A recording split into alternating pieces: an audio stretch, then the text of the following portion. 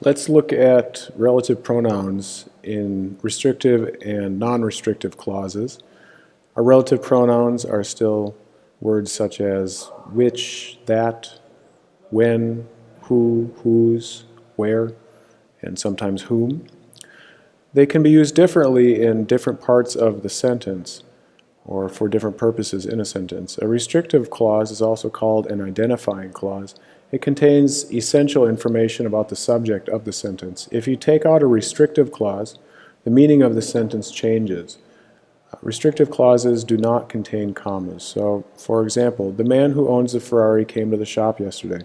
So we're identifying the man by his car. So the man, which man, we're answering the question, which man, the man who owns the Ferrari, that's the man that came to the shop yesterday. If we just say the man came to the shop yesterday, then it's not very clear what's going on. This clause here changes the meaning of the sentence.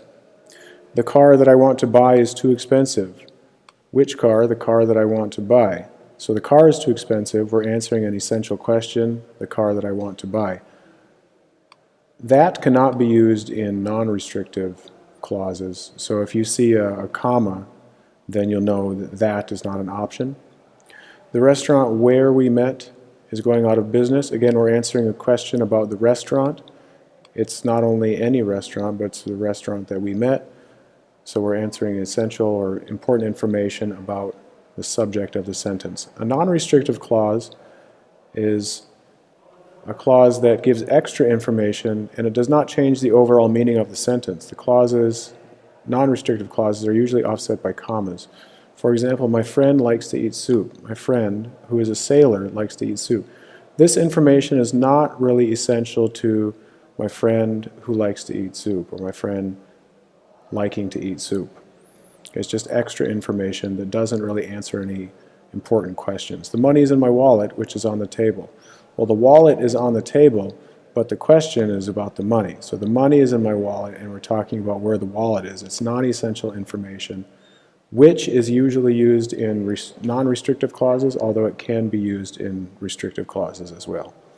If it's used in a restrictive clause, then there's no comma. Sometimes we can have the same sentence except for a comma and maybe a relative pronoun, and the meaning changes. For example, the store sold all the oranges that were 8 days old, or which were 8 days old. This means the store, see there's no comma, so this means the store sold all 8-day-old oranges, but not necessarily other oranges. Only, or specifically, the 8-day-old oranges were sold. In this sentence, the store sold all the oranges which were 8 days old. That means the store sold all oranges, whether 8 days old or not. So a couple of quick rules on relative pronouns. If we have who, will not be used with a verb. Sorry, will not be used with a noun. Who will be used with a verb. If we have where,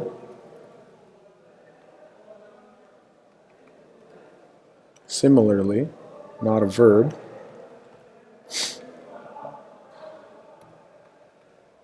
That or which can be used with a noun or a verb, either way. Whose is used for possession. We're not going to use that with a verb. And whom is sometimes confused with who. Whom is for object, but that's not really important for this exercise. So who, where, that which, and when. When is our last one. When is not used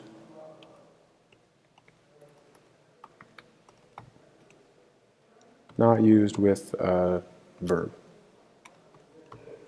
Okay, let's look at some exercises here. Examples again, restrictive, chocolate that is 90% cacao is bitter.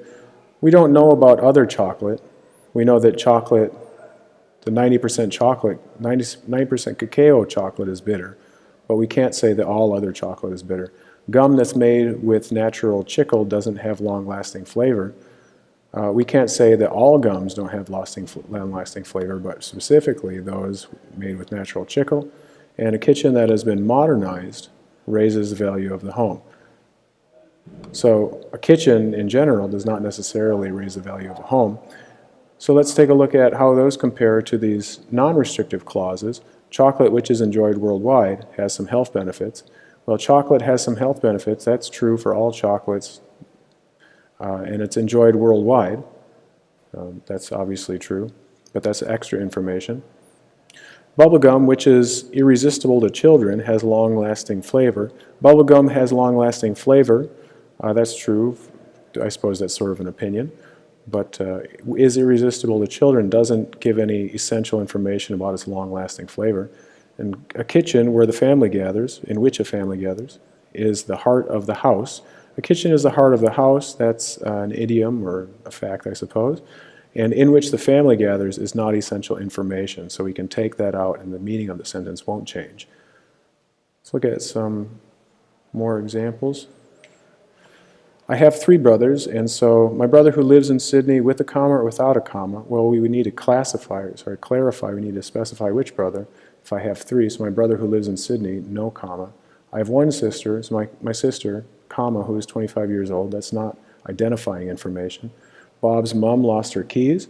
Bob's mom, who is a musician, obviously not essential information regarding her keys. My friend Jane moved to Canada. My friend Jane, whose husband, let's say, that we just have one friend, Jane, and so this, whose husband is Canadian, is not essential information to her moving to Canada. I'm a shoe fanatic, means I have a lot of pairs of shoes. So the shoes which I bought yesterday, identifying these specific shoes, which are very comfortable.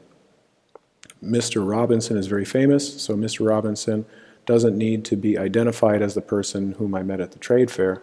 Rather, Mr. Robinson is a famous inventor. It's irrelevant where we met him. Tamara has 2 cats, both are black. So Tamara's 2 cats, which can play outside, are black. She has 2 cats, they are black regardless of whether or not they play outside. Kevin has 4 cats, 2 of them are black. Kevin's 2 cats, which are black, can play outside. Well, if he has 4 cats, then the 2 that can play outside, it's important whether or not they're black. So this is adding information, identifying the 2 cats. We're on holiday. Yesterday we visited a church. The church which we visited yesterday is very old, or the church which we visited yesterday is very old. Same exact sentence except for the commas. Let's just imagine that we've seen more than one church on the holiday, and so we'll have to identify that it's the one that we visited yesterday. And we are on holiday. Yesterday we visited a church, St. Mary's Church. We've already identified it by a specific name. Let's check our answers here. All correct. Good. And so the bobcat is a patient hunter. That's the fact. We want to add is a natural enemy to rodents.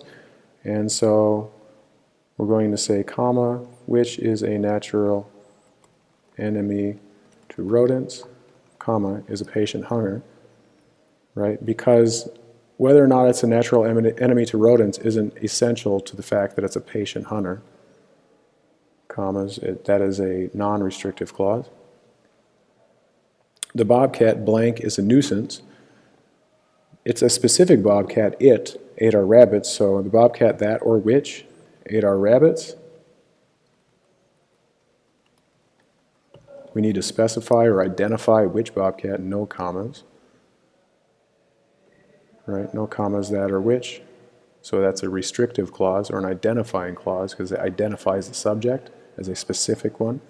Birds stretch them out to keep cool. Birds, they have feathered wings. Well, all birds have feathered wings, so we don't need to identify birds by the fact that they have feathered wings, which have feathered wings. Stretch them out to keep cool, comma. Obviously all birds. Birds cannot fly. Birds, they have vestigial wings. Oh, I suppose penguins. Not all birds have feathered wings, excuse me. Birds, they have vestigial wings, cannot fly, and so birds that have And then we're specifying, we have to identify these specific birds, which we usually don't think about, that have vestigial wings, no commas. That is a restrictive or identifying clause. Dogs blank are loyal companions. Dogs which love their owners. That's a comma. That or which. Yep. Check. Okay, that's a non-restrictive clause. Dogs can be adopted from animal shelters. Dogs that are abandoned. No commas. That's identifying. May suffer heart disease or diabetes. People who are obese may suffer. This has to be identifying. Who are obese. No commas. Who, this is incorrect. That and which is just less formal, I suppose it's not incorrect. Who is our go-to, our number one choice. Athletes have fewer health problems. Athletes who exercise regularly. All athletes exercise regularly or daily. So commas. People get better cardiovascular. People who go on walks twice a day. Well, we need to identify then, no commas. The bald eagle is a bird of prey. It has 77-inch wingspan. Well, the bald eagle, all bald eagles will say have 77-inch wingspan, and all bald eagles are birds of prey. So we'll use commas, non-identifying. Okay. And so it's important to remember that when we're using our which and that does not come with a non-restrictive clause. That is not used for non-essential information. Which is used for both. Who is used for people, where for places, when for times. Whose is used for possession as far as our relative pronouns are concerned. And if you're wondering whether or not you should put a comma, think, is that information essential to the meaning of the sentence, or does it add some extra information which does not really change the meaning of the sentence?